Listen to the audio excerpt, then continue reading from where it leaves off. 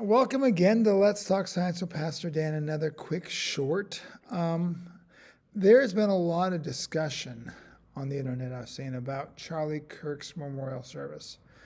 Some people extremely moved. I was really moved.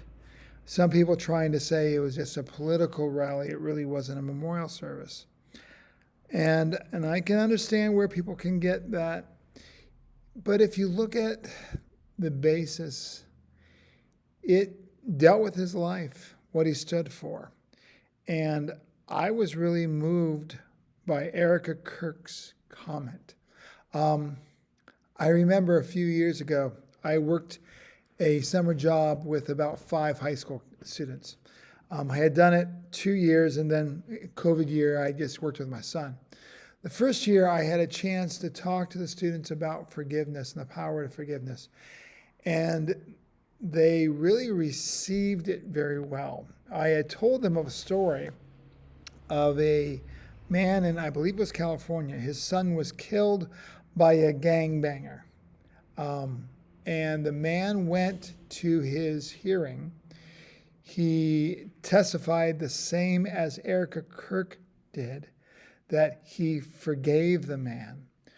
When the man, it was a woman, not a man, I apologize, I just remember the story now. A woman who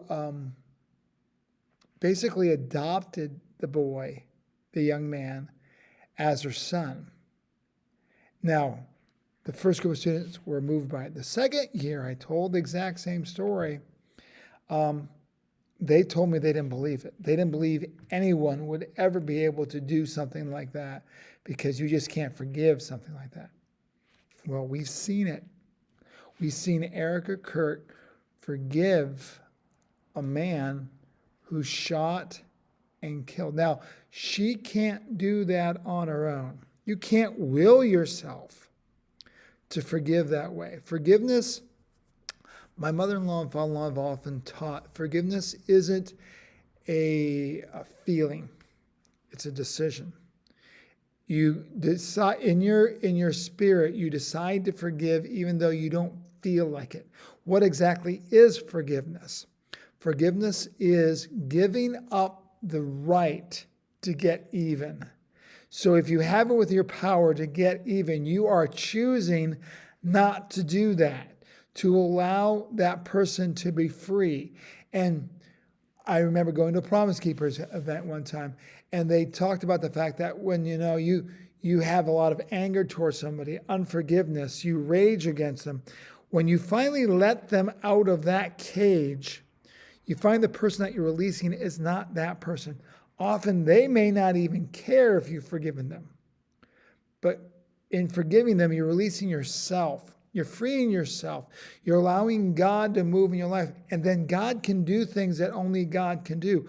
When we hold unforgiveness, when we hold back against the power of God to move, we bring upon ourselves often sickness and disease come because of unforgiveness.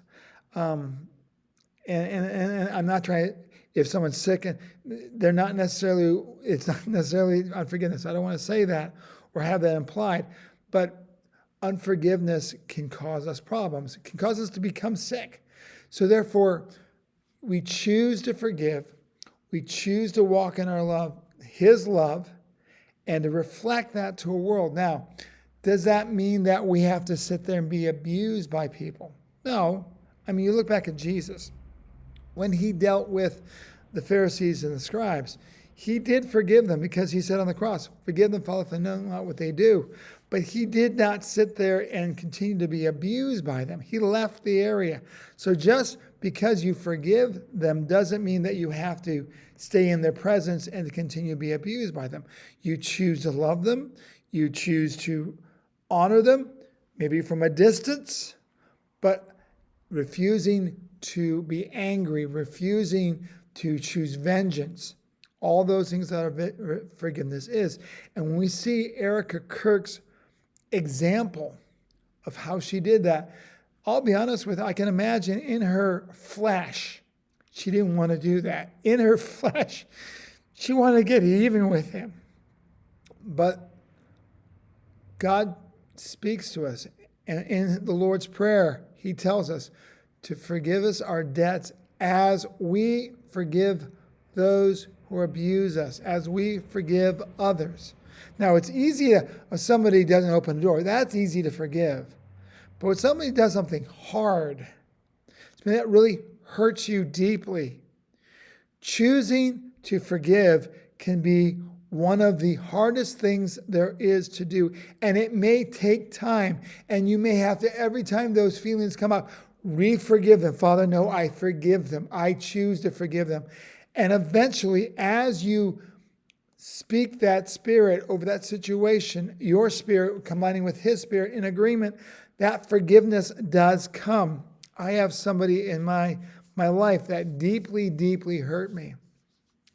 And I chose to forgive. And eventually got to the point when I think back of what was done to me, those things don't have any power over me because I have forgiven them. I have released them. And now I can bless that person because the Spirit of God has moved. So I am honored to see what Erica Kirk did. I do think that service focused on his life, and it showed the power of the focus of God.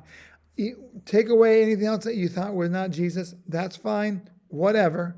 I'm not going to speak to that, but I'm going to tell you right now, Jesus was honored there.